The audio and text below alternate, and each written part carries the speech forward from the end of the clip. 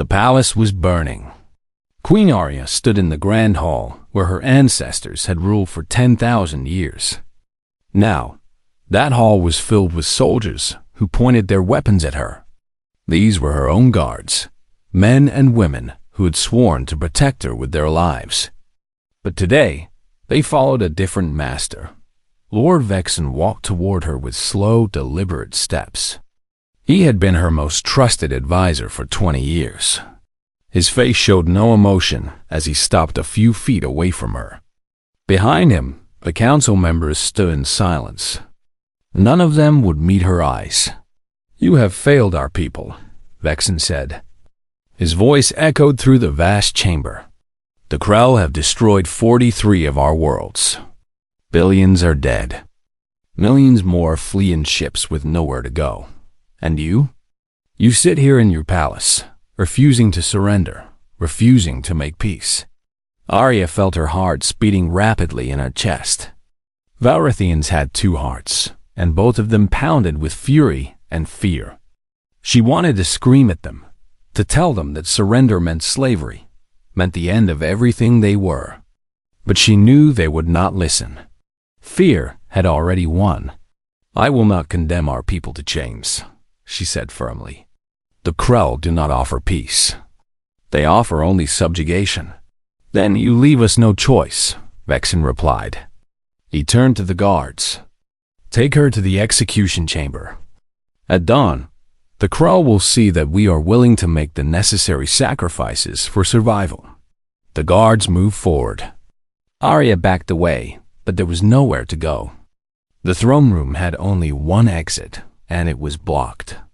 She reached for the ceremonial blade at her side, knowing it was useless against energy weapons. She would die fighting, at least. That was something. Then the windows exploded inward. Glass and metal fragments scattered across the marble floor. Arya threw her arms over her face as the shockwave knocked several guards off their feet. Through the smoke and debris, she saw armored figures rappelling down from the broken windows. They wore the distinctive blue and white armor of the Terran Coalition military, humans, the diplomatic envoy that had arrived 3 days ago. Energy blast lit up the throne room as the human soldiers engaged the Varithian guards. Arya stood frozen, unsure what was happening. Had the humans come to capture her themselves? To claim the bounty the Krell had placed on her head? One of the human soldiers ran directly toward her. He was shorter than the Varithians around him, but he moved with trained precision. He fired his weapon in controlled bursts, forcing the guards to take cover. When he reached Arya, he grabbed her arm. "Your Majesty, we need to move now," he shouted over the sound of weapons fire. Arya looked in his face through his helmet's transparent visor. He was young for a human, probably in his mid-20s by their reckoning. His eyes were dark and intense, focused entirely on her. "Who are you?" she demanded. "Corporal Do-Yun, Terran Coalition Marines," he said quickly. "We can talk later. Right now, people are trying to kill you, and I'd really prefer they didn't succeed." He pulled her toward a side door that she barely remembered existed. It led to the old servant passages, routes that the royal family used centuries ago when the palace was smaller. Another human soldier provided covering fire as Do-Yun led her into the narrow corridor. Behind them, Arya heard Vexen shouting orders. "Stop them! The human is abducting the queen." All units converge on the western passages. They ran through the dark corridors. Arya's formal robes tangled around her legs, and she stumbled. Do-Yun caught her without breaking stride. "Why are you doing this?" she gasped as they ran. "Because it's the right thing to do," he said simply. They emerged into the palace gardens. The beautiful flowering trees that Arya had walked among every morning were now burning. Smoke filled the air. In the distance, she could see Krell warships in orbit, their massive shapes blocking out the stars. Do-Yun pressed a finger to his helmet, activating his communications device. Dahyun, the Falcon team. I have the package. Need immediate extraction at Rally Point Beta. A voice crackled back through his speakers. Negative, Corporal. Orders are to withdraw to the shuttle immediately. Leave the Velrithian and get back here now. We are not authorized to interfere in their internal politics. Dahyun's jaw tightened. Sir, they're going to execute her. That's not our problem, Corporal. That's an order. Return to the shuttle. Dahyun looked at Arya, then back at the palace where guards were pouring out into the gardens, searching for them. He reached up and switched off his communications device. What are you doing? Arya asked. Disobeying orders, he said. Come on. They ran through the burning gardens toward the palace landing platforms. Arya could hear the guards getting closer. Energy bolts sizzled past them, scorching the ground where they had been standing moments before. Do-hyun returned fire, his movements calm and controlled even while running. They reached a small platform where a personal shuttle sat waiting. It was one of the escape vessels kept for emergencies. Do-hyun blasted the lock off the door and pushed Arya inside. He jumped into the pilot's seat and began working the controls. Do you know how to fly Velrithian craft? Arya asked, gripping the seat as the engines powered up. I'm about to find out, Do-hyun said. The shuttle lifted off just as guards reached the platform. Energy bolts struck the hull, but the shields held.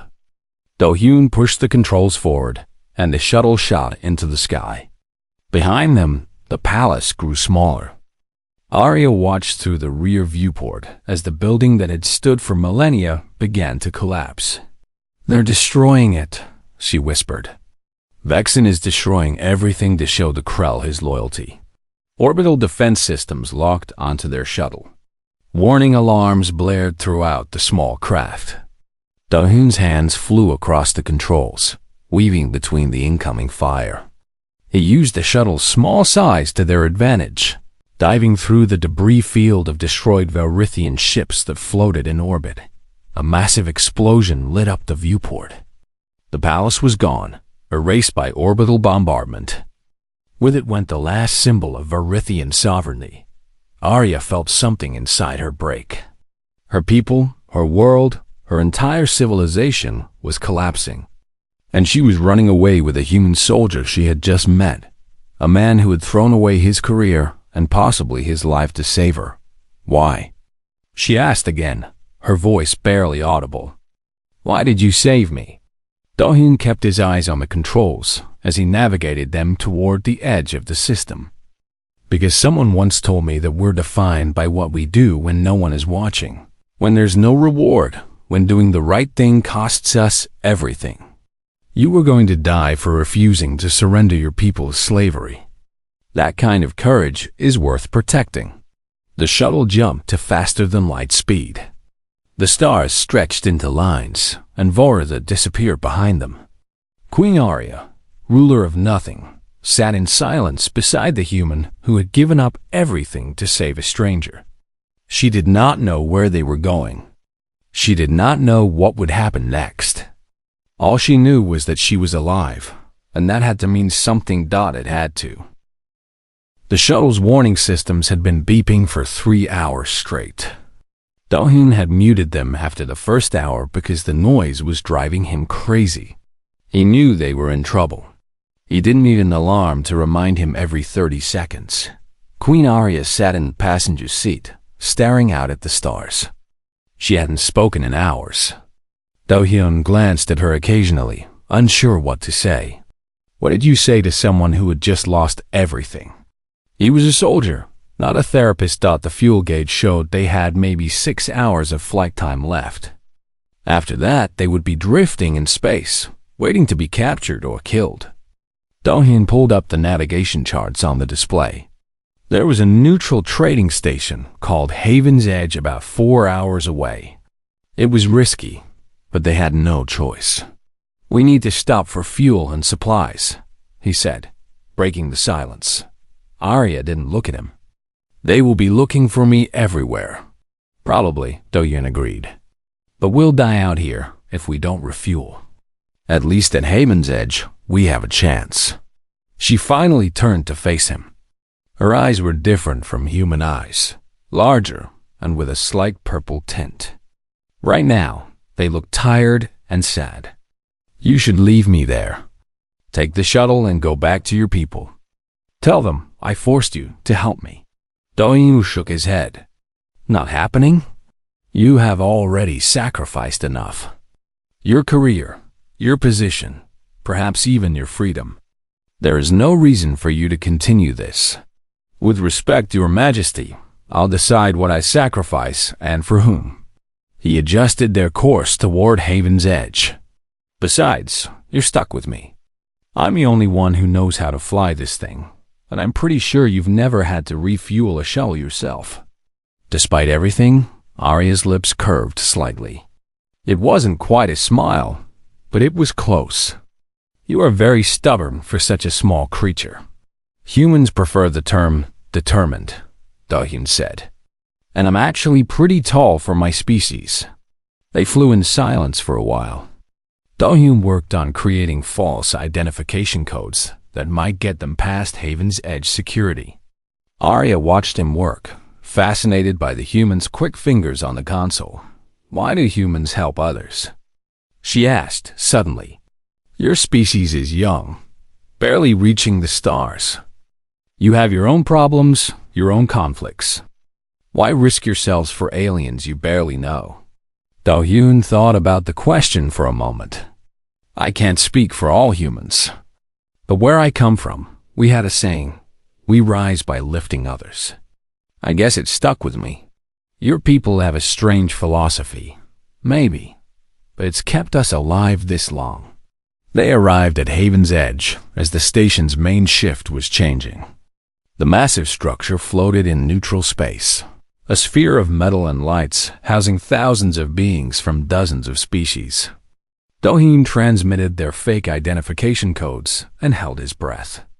If the codes didn't work, they would be captured before they even docked. The communications panel beeped. "Shuttle Delta 7, you are cleared for docking bay 18. Welcome to Haven's Edge." Dohyun let out a breath he didn't know he was holding. "We're in." The docking bay was crowded with ships of all sizes. Dohyun landed the shuttle in their assigned spot and shut down the engines.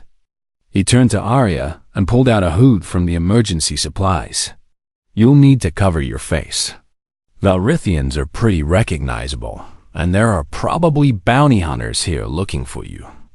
Arya took the hood and pulled it over her head. The fabric hid her distinctive features. Dohyun checked his sidearm and nodded. "Stay close. Don't talk to anyone. We get fuel, supplies, and leave." The station's marketplace was loud and chaotic. Hundreds of beings moved through the corridors, buying, selling, and trading. The air smelled of strange foods and recycled oxygen. Dohyun led Arya through the crowds, keeping one hand near his weapon. They found a fuel merchant and began negotiations. Dohyun was haggling over the price when he noticed someone watching them. A human woman leaned against a nearby pillar, her eyes fixed on Arya. She wore the practical clothing of a spacer, with multiple weapons visible on her belt. Dohyun's hand moved to his gun. The woman smiled and walked toward them. She moved with the confidence of someone who knew how to fight. "That's an interesting companion you have there, Marine," the woman said. Her voice was friendly, but her eyes were calculating. "We're just passing through," Dohyun said carefully. The woman glanced at Arya, then back to Dohyun. "Right, I'm just a simple trader. No need for lies between professionals." She held out her hand. "I'm Risa, bounty hunter, tracker, and occasional mercenary." Dohyun didn't shake her hand. "If you're thinking about collecting the bounty, you should know I won't go down easy." Risa laughed. "Relax, Marine. I'm not here to turn you in." She looked at Arya again. "Your Majesty, you probably don't remember me. 10 years ago, my colony was hit by a plague. Varithian medical ships arrived with supplies and doctors. They saved thousands of lives, including mine. One of those doctors was your personal physician. Arya lowered her hood slightly. I remember authorizing that mission. The colony was outside our territory, but the need was great. Because of that kindness, I'm alive today. Risa crossed her arms. The Krell are offering 5 million credits for you. That's enough money to retire on a nice planet somewhere. But I can't bring myself to turn in someone whose people saved my life. Da-hyun relaxed slightly, but kept his guard up. What do you want? Risa pulled out 2 small chips from her pocket. New identification codes. These are top quality, much better than whatever you cobbled together. They'll get you past most security checkpoints. She handed them to Da-hyun. Also, avoid the Candor sector. The Krell have checkpoints at every jump gate. Your best bet is to head toward the Outer Rim. It's lawless out there, but at least you'll be harder to find. Why help us?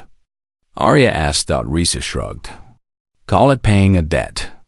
Or call it doing the right thing. Either way, you two need all the help you can get. She paused. The whole sector knows about the coup. Vexen announced his surrender to the Krell this morning. The remaining Varithian fleet has stood down.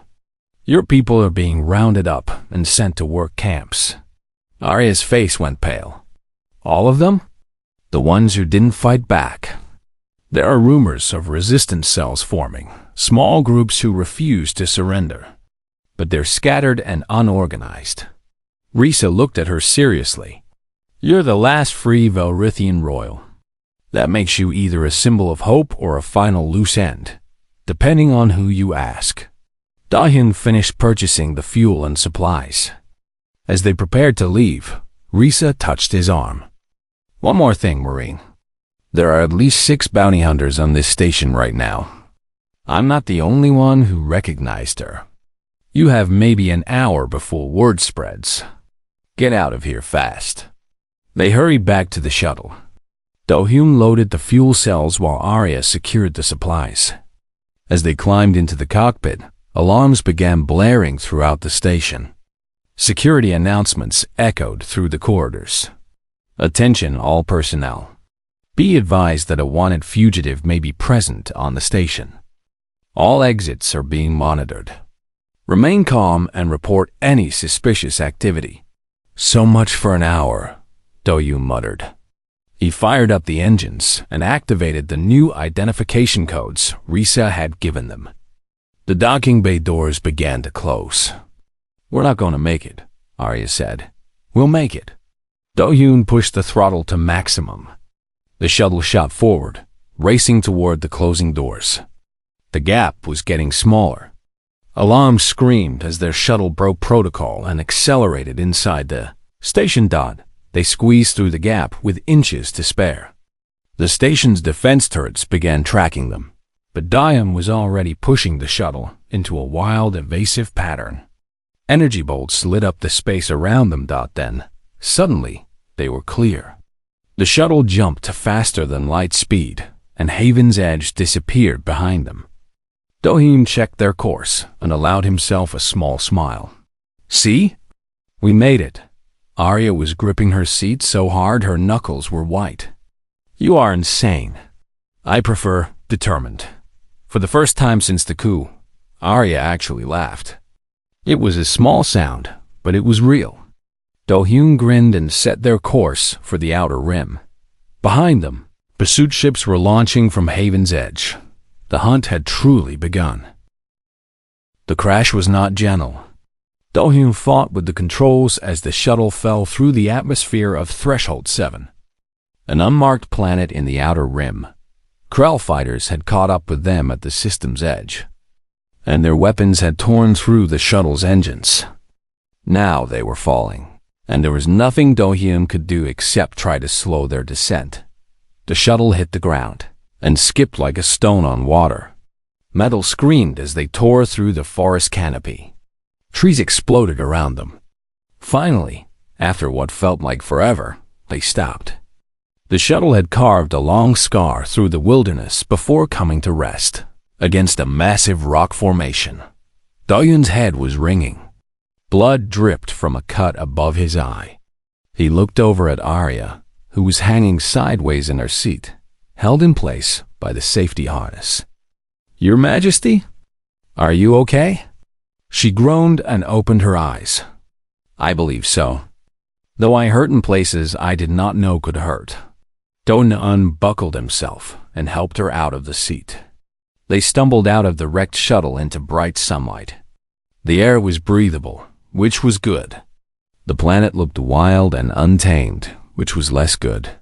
Thick forests stretched in every direction, and strange calls echoed through the trees. "Where are we?" Arya asked, looking around at the alien landscape. Doyun checked his damaged navigation device. "Threshold 7. It's an unmapped planet in the frontier. No colonies, no stations, nothing. The Crow won't waste time searching for us here." He looked at the ruined shuttle. "But we're not leaving either. The ship is done." Arya stared at the wreckage. "So we are trapped here. For now." Doyun started pulling supplies from the shuttle before it could catch fire or explode. "Help me get the emergency kit and whatever food survived the crash." They worked together, salvaging what they could. Arya had never done physical labor before. She had servants for everything in her old life. But now she carried boxes and equipment without complaint. Her fine robes were already torn and dirtied as the sun began to set. Doyun built a shelter using branches and the shuttle's emergency tarp. It wasn't pretty, but it would keep them dry if it rained. Arya watched him work, fascinated by how quickly and efficiently he moved. "Where did you learn to do this?" she asked. "Military survival training," Doyun said, tying off a rope. "Every Marine learns how to survive in hostile environments. You never know when you'll need it." He smiled slightly. "Though I never thought I'd be using these skills to help a queen." That night, they sat by a small fire. The planet's twin moons rose in the sky, bathing the forest in silver light. Strange sounds came from the darkness beyond the firelight. Doyun kept his weapon close. "Tell me about your world," Arya said quietly. "About Earth." Doyun stirred the fire with a stick. "Earth is beautiful. Blue oceans, green forests, deserts, mountains, everything. Humanity nearly destroyed it a few times with wars and pollution. But we learned. We got better." He looked up at the stars. "When we finally reached space, we promised ourselves we'd be better out here than we were at home. And are you? Better? We're trying. We make mistakes. We're young and stupid sometimes. But we're learning." He glanced at her. "What about your people? What were the Velrithians like before the war?" Arya was quiet for a long moment. "We were artists and philosophers. We built cities that sang with the wind. Our poets created works that took centuries to complete. We believed in beauty and wisdom above all things." Her voice grew sad. "Perhaps that is why we fell so easily to the Crow. We had forgotten how to fight. There's no shame in choosing peace." Doyun said, "There is when it leads to your people's destruction." They sat in silence, listening to the night sounds of the alien forest. The next morning, Doyun began teaching Arya how to survive. He showed her how to find water by following the sounds of streams. He taught her which plants were safe to eat and which would kill her. He demonstrated how to build traps for small animals. Arya struggled at first. She burned herself trying to cook. She got lost trying to gather firewood, and Doyun had to find her. She complained that her back hurt from sleeping on the ground. But she never gave up. Each day she got a little better. One afternoon, while they were gathering supplies, Arya told Doyun about Velrithian culture. She spoke of the great libraries where every book ever written was preserved. She described festivals where entire cities would create light sculptures that floated in the sky. She sang old songs in her native language, her voice clear and beautiful. "Your people sound wonderful," Doyun said. "They were," Arya replied. I wonder if any of that culture will survive, or if we will become just another extinct species, remembered only in historical records. You're not extinct yet, Do-yoon pointed out. And as long as you're alive, your culture is alive too. You carry it with you.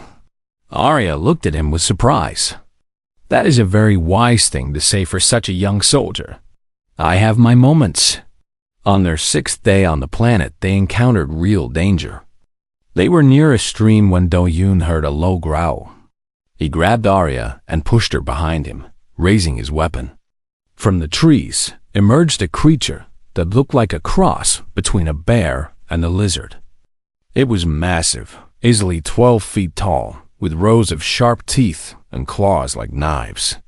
The creature roared and charged. Do-yoon fired his weapon, but the energy bolts barely slowed it down. The creature's thick hide absorbed most of the damage. Arya screamed as it swiped at them with its massive claws. Do-yoon dove to the side, rolling across the ground. Run! He shouted at Arya, but she didn't run. Instead, she grabbed a fallen branch and swung it at the creature's head. The branch shattered on impact, but it got the creature's attention. It turned toward her, and Do-yoon saw his chance. He aimed carefully and fired at the creature's eye. The shot hit perfectly. The creature howled in pain and rage. Now run! Do-yoon yelled. They ran through the forest with the wounded creature chasing them. Its roar shook the trees. Do-yoon spotted a narrow gap between 2 large rocks. He grabbed Arya's hand and pulled her toward it. They squeezed through just as the creature reached them. It was too large to follow. It clawed at the rocks, trying to reach them, but eventually gave up and lumbered away. They sat in the narrow space, breathing hard. Arya looked at Do-yoon with wide eyes. That was terrifying. Yeah, Do-yoon agreed. But you did good. That branch swing gave me the opening I needed. I did not think. I just acted. Sometimes that's the best thing to do. He smiled at her. See? You're learning to survive. Over the following weeks, they settled into a routine.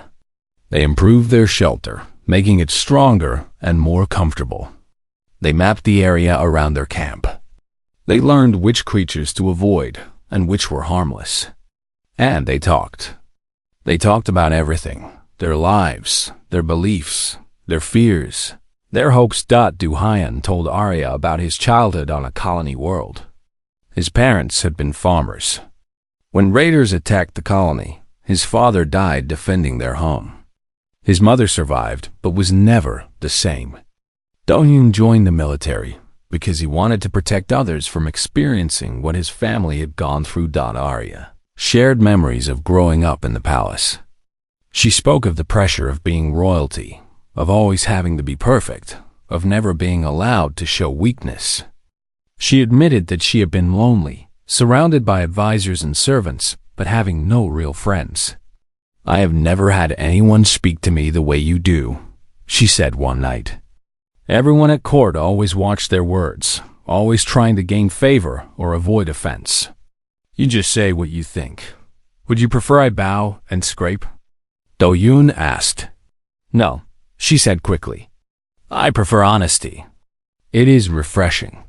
One morning, Do-yoon's damaged communications device suddenly sparked to life. A weak signal was broadcasting in the system. He worked on the device for hours, trying to boost the reception. Finally, he managed to get a clear message. It was a Verithian signal. A ship was in orbit, searching for survivors. The message identified the ship as the Starbound Oath, commanded by Captain Namju. Do-hyun looked at Arya with excitement. It's your people. They're looking for you. Arya stared at the device, hope and fear mixing on her face. What if it is a trap? What if Vexen sent them? Then we'll deal with it, Do-hyun said. But we have to try. This might be our only chance to get off this planet. Arya nodded slowly. Send the signal. Do-hyun transmitted their location. Within hours, a shuttle descended from orbit. It landed near their camp. The door opened, and a Velrithian in military uniform stepped out. She saw Arya and immediately dropped to one knee.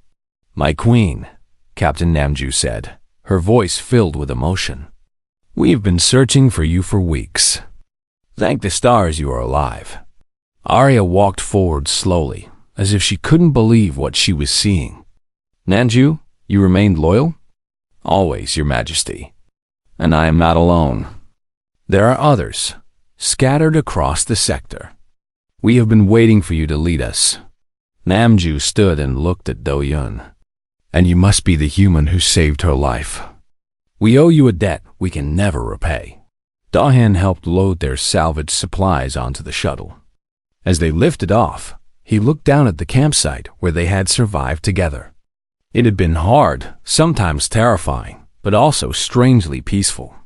Just the two of them against the wilderness. Arya sat beside him, her eyes on the stars ahead. "What happens now?" she asked quietly. "Now?" Do-Hyun said. "Now we fight back." The Starbound Oath was not a warship. It had been a cargo freighter before the war, converted into a makeshift command vessel for the Velrithian resistance. Captain Namju led them through narrow corridors to the bridge, where a small crew worked at their stations. When they saw Queen Arya, every one of them stopped what they were doing and bowed. "Please rise," Arya said. "We have no time for formalities now." Namju gestured to a tactical display showing the sector. Small dots represented resistance cells scattered across dozens of systems. "This is what remains of our people who refused to surrender. About 200 Velrithians on this ship. Maybe 3,000 more spread across the sector in small groups. They have ships, weapons, but no coordination. No leadership." Arya studied the display with a heavy heart. "And the rest of our people?" "Working in Krell labor camps. Mining operations, factory worlds, agricultural colonies. Vexen promised them safety in exchange for complete obedience." Namju's voice was bitter. "He tours the camps sometimes, telling the workers that their sacrifice is necessary for survival."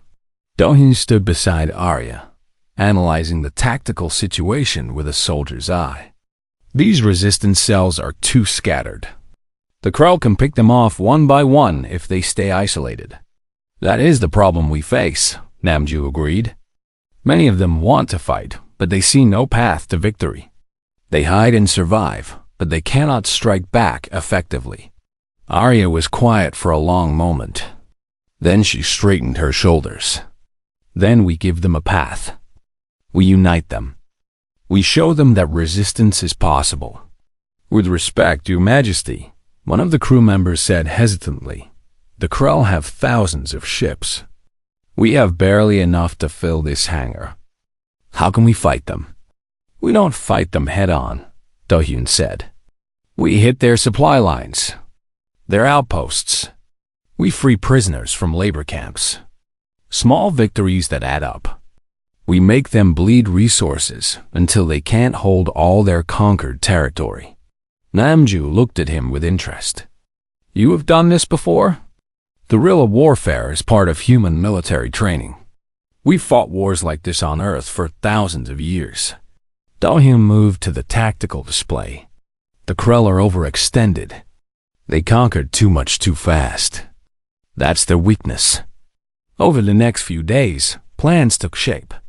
Do-Hyun needed intelligence on Krell operations, so he contacted an old friend. Lieutenant Yoonji was a human intelligence officer who operated in the Outer Rim colonies. She had access to information networks that even the Krell couldn't fully suppress. When Yoonji's face appeared on the communication screen, she looked shocked. "Do-Hyun?" Command said, "You went AWOL. They're saying you deserted during the diplomatic mission." "I did what I had to do," Do-Hyun replied. Yoonji studied him for a moment, then smiled. "You always were too stubborn for your own good. What do you need?" Do-Hyun explained the situation. Yoonji listened carefully, her expression growing serious. When he finished, she nodded. I can get you intelligence on crawl supply routes and garrison strengths. And I might be able to convince a few other human officers to look the other way when you operate in certain sectors. Why would you help? Arya asked, stepping into view of the camera. Yunji's eyes widened when she saw the Velrithian queen.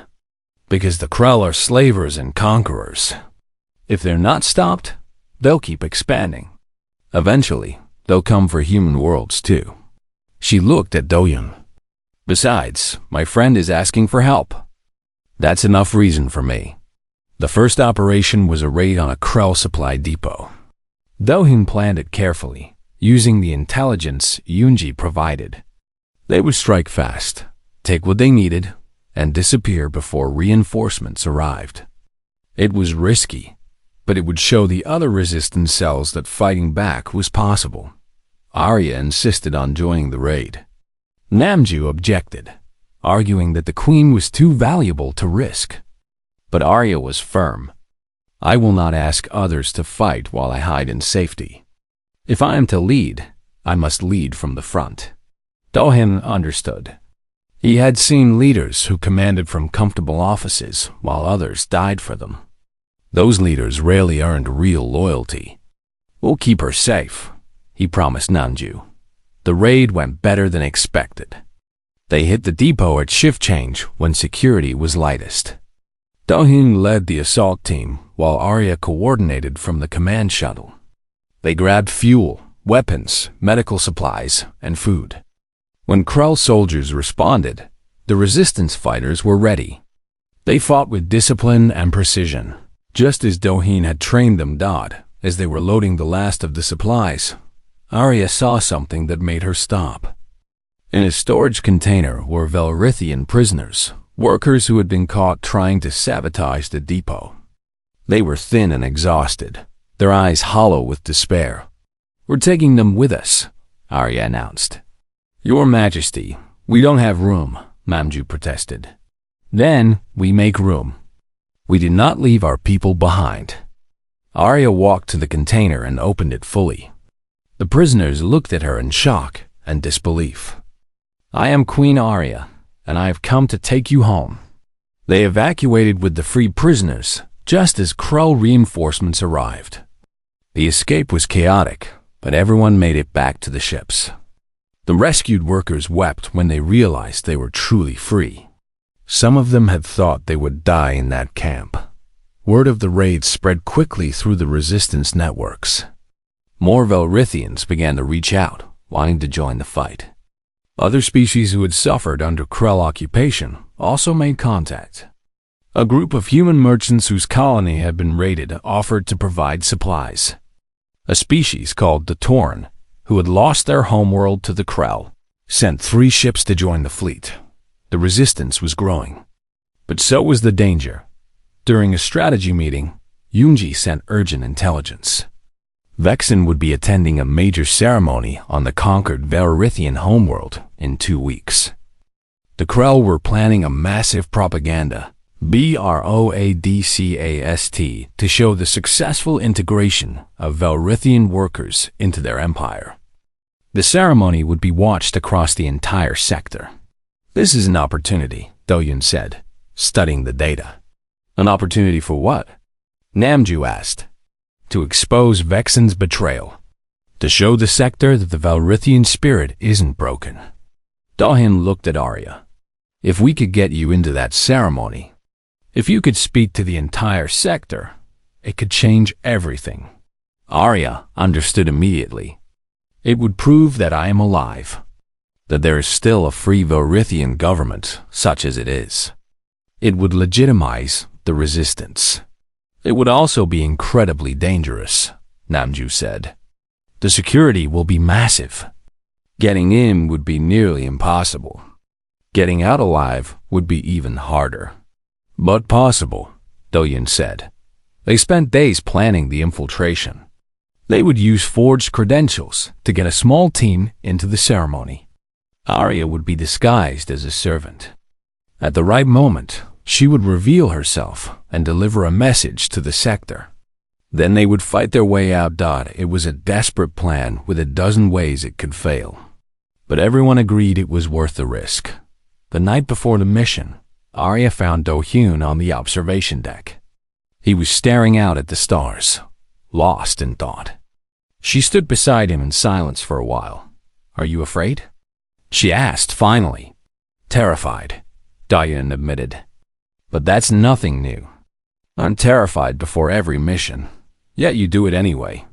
That's what courage is. Being afraid and doing it anyway."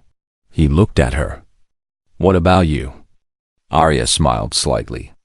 "I am terrified as well, but I am also angry. Angry at Vexen, at the Krell, and everyone who gave up without a fight. That anger gives me strength." They stood together, looking out at the stars. Somewhere out there was the Velrithian homeworld, occupied and broken. In 2 days, they would try to change that. "Thank you," Arya said quietly. "For what?" "For believing in me when I did not believe in myself. For showing me that survival is not enough. That some things are worth fighting for, even when the odds are impossible." Do-hyun smiled. "You would have figured it out eventually. You're stronger than you think." "Perhaps. But I would not have survived long enough to discover that strength without you." She turned to face him fully. "You saved my life on Velritha. You saved it again on Threshold 7. And now you risk your life once more for my people. Why?" Do-hyun thought about the question. He thought about his father, who died defending their home. About his mother, who never recovered from that loss. About all the people who suffered because someone with power chose cruelty over kindness.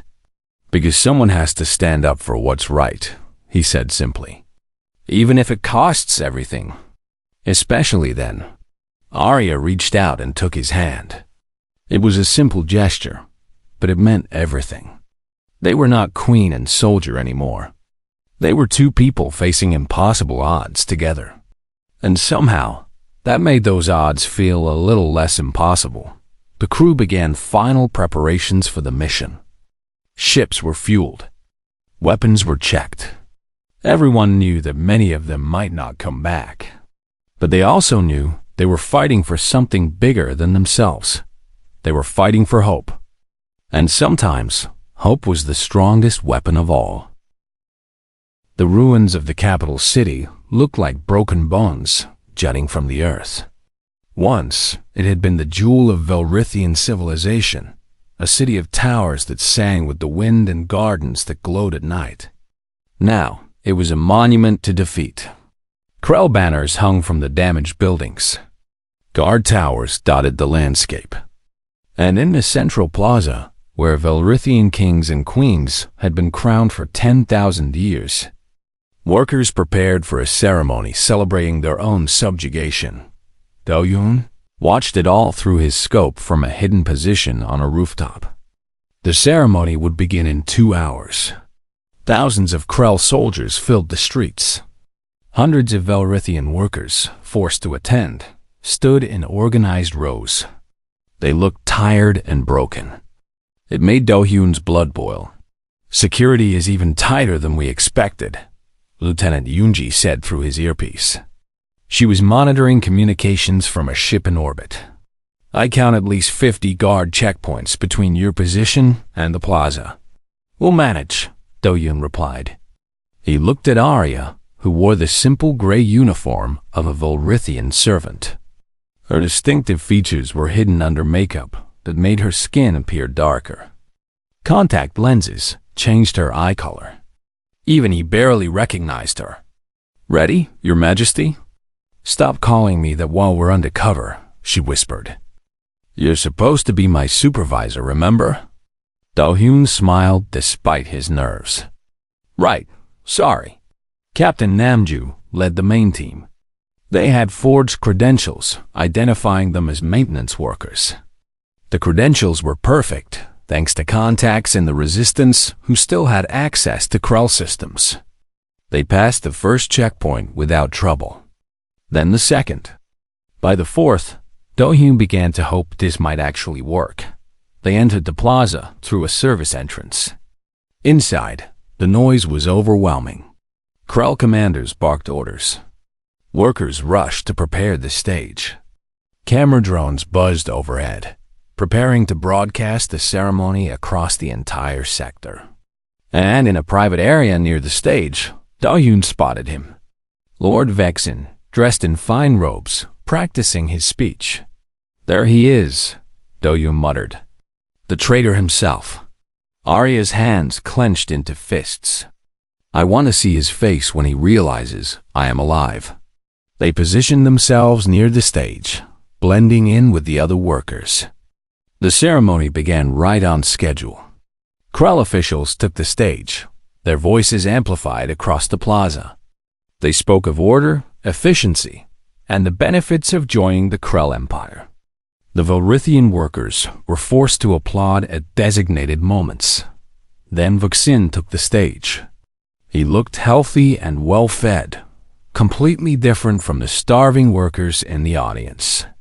He began his speech about how surrender was the only path to survival, about how the Velrithian people had chosen wisely by accepting Krell rule, about how their children would grow up in a stable, orderly galaxy. Dahyun watched the workers' faces. Some looked angry, but hid it. Others looked defeated, as if they had accepted this new reality. But a few, just a few, had a spark of defiance in their eyes. Those were the ones who would fight when the time came. Halfway through Vexen's speech, Arya began moving toward the stage. Dahyun and Namju followed, ready to provide cover. They reached the steps leading up to the platform. 2 Krell guards blocked their path. "This area is restricted," one guard said. Arya kept her head down. "We have orders to adjust the lighting system." The guard checked his datapad. "I don't have any work orders for lighting adjustments." "Then your system has an error," Namju said smoothly. "We received the order directly from command. If the lighting fails during the ceremony, who do you think will be blamed? US or you?" The guard hesitated. That hesitation was all they needed. Arya moved with sudden speed, grabbing the guard's weapon and striking him in the throat. Dahyun took down the second guard before he could raise an alarm. They dragged the unconscious guards behind the equipment container. "So much for subtle," Dahyun said. "We are past the time for subtlety," Arya replied. She climbed the steps to the stage. Vexen was still speaking when Arya walked into view. She had removed the makeup and contact lenses. Her true appearance was revealed. The crowd gasped. Vexen's words died in his throat. He stared at her as if seeing a ghost. "Hello, Vexen," Arya said. Her voice carried across the plaza, amplified by the same systems Vexen had been using. "Did you truly think I was dead?" Pandemonium erupted. Krell soldiers rushed toward the stage. The camera drones, still broadcasting, captured everything. Across the sector on thousands of worlds, beings watched in shock as the supposedly dead Velrithian queen appeared before them. Arya turned to face the cameras. "My name is Arya, Queen of Velritha. I am alive, and I am free. And I have a message for everyone watching. This traitor, this coward who calls himself a leader, sold our people into slavery. He destroyed our cities, surrendered our fleet, and condemned millions to lives of servitude. He told you there was no other choice. He lied." Vexen tried to speak, but no words came out. He backed away from her, his face pale. "There is always a choice," Arya continued. "We can choose to resist. We can choose to fight for our freedom. Yes, the Krell are strong. Yes, many of us will die. But slavery is not survival. It is slow death. It is the destruction of everything we are." Dahyun and his team formed a protective circle around Arya. Krell soldiers were closing in from all sides. Yunji's voice crackled in Dahya's ear. "You've got about 30 seconds before they cut the broadcast. Make it count." Arya raised her voice. "To my people, scattered across this sector, I say this. Rise up, fight back. Every act of resistance, no matter how small, is a victory. Every moment you refuse to break is a declaration of your humanity. You are not slaves. You are Velrithians. And we will be free, or we will die trying. She turned to the Verithian workers in the plaza. Many of them had tears streaming down their faces. This is not the end of our story.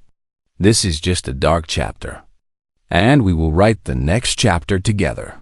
The broadcast cut out. Krell soldiers rushed the stage from all directions. Do-hyun opened fire, his team doing the same. The careful plan had gone completely wrong, but somehow it felt right. This was exactly the kind of chaos that created legends. Then something unexpected happened. Some of the Velrithian guards, the ones who had been forced to serve the Krell, turned their weapons on their masters. Workers grabbed tools and joined the fight. It wasn't organized. It wasn't coordinated. But it was real. A full-scale riot erupted in the plaza. Do-hyun grabbed Arya's arm. Time to go. They fought their way toward the extraction point. Namju led the way, her weapon cutting down anyone who tried to stop them. Behind them, the plaza had descended into chaos. Fires burned. Alarms screamed. The carefully orchestrated ceremony had become a battlefield. Vexen tried to flee, but several Velrithian workers blocked his path. Do-hyun saw one of them, an old male with scars on his arms from years of labor, step forward. You told us surrender was survival. You lied. Do-hyun didn't see what happened next. They were too busy running. But he heard Vexen scream. They reached the extraction point, an old maintenance tunnel that led to the city's edge. But Krell reinforcements had found them. A full squad blocked the tunnel. There was no way through. Get the queen to safety, Do-hyun shouted. I'll hold them off. I am not leaving you. Arya yelled back. A massive explosion rocked the tunnel. The wall beside them disintegrated, revealing 3 human assault shuttles. Yoonji's face appeared on Do-hyun's communicator. Did you really think I'd let you have all the fun? Get in. They scrambled aboard the shuttles as Krell soldiers poured into the tunnel. The shuttles lifted off, their weapons providing covering fire. They shot through the city at top speed, weaving between buildings. Krell fighters pursued them, but resistance ships appeared from nowhere, engaging the fighters and giving the extraction shuttles room to escape as they broke atmosphere. Do-hyun finally allowed himself to breathe. They had done it. Against all odds, they had actually done it. He looked at Arya, who was staring at the planet growing smaller below them. Her eyes were wet with tears, but she was smiling. Did you see them? She asked. Did you see my people fight back? I saw them, Do-hyun said. The whole sector saw them. Over the next few hours, reports flooded in from across the sector. Uprisings on 17 different worlds. Krell outposts under attack. Labor camps in open rebellion. The broadcast had done exactly what they hoped. It had shown everyone that resistance was possible. But the battle was far from over. Do-hyun knew the Krell would respond with overwhelming force.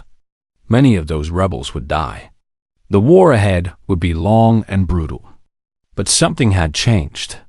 Hope had returned.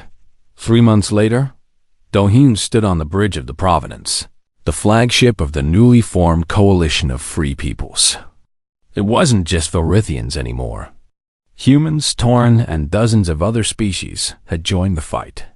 The fleet wasn't large, but it was growing every day. Queen Arya stood beside him, studying tactical displays. She wore armor now instead of robes. Her hair was cut short and practical. She looked nothing like the frightened monarch who had fled her burning palace. She looked like a warrior queen. The Krell 7 fleet is moving toward the Kandor system, she said. If we don't stop them, they'll retake the mining colonies we liberated last month. Then we stop them, Do-hyun said. He had been promoted to chief military advisor, though he still thought of himself as just a soldier doing